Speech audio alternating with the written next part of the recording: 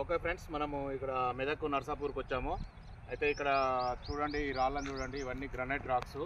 అయితే ఇవన్నీ చాలా పెద్ద పెద్ద బోల్డర్స్ ఉన్నాయి. ఇక్కడ ఇదంతా బోల్డర్స్ ఉన్నాయి.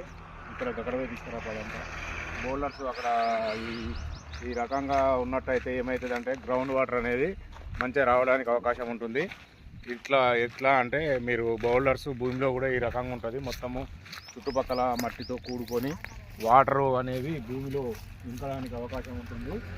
ఇలాంటి బౌల్డర్స్ ఉన్న దగ్గర ఖచ్చితంగా బోర్ అనేది వస్తుంది. చూడండి ఫ్రెండ్స్, ఇట్లా మంచిగా లడ్డుగా బౌల్డర్స్ ఎంత మంచిగా ఉన్నాయి.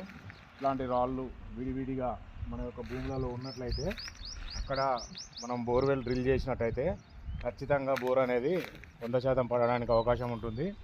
సో ఇక్కడ చూడండి ఫ్రెండ్స్, అదేవిధంగా ఈ బౌలర్స్ నమ్ముకొని ఇక్కడ రైతులు బోర్వెల్స్ అనేవి డ్రిల్ చేయడం జరిగింది.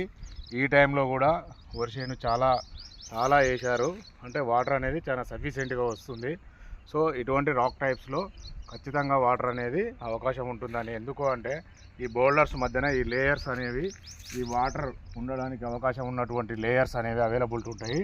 సో అందువల్ల ఖచ్చితంగా నీళ్ళు వస్తాయి. కాబట్టి ఫ్రెండ్స్, మీకు ఈ పొలాలలో బోర్ పాయింట్లు సర్వేలు చేయించుకోవాలంటే కింద కనిపించే నెంబర్కు ఫోన్ చేయండి. నేను డాక్టర్ పొగుసీను, భూగర్భ జల శాస్త్రవేత్త. Thank you friends, thank you.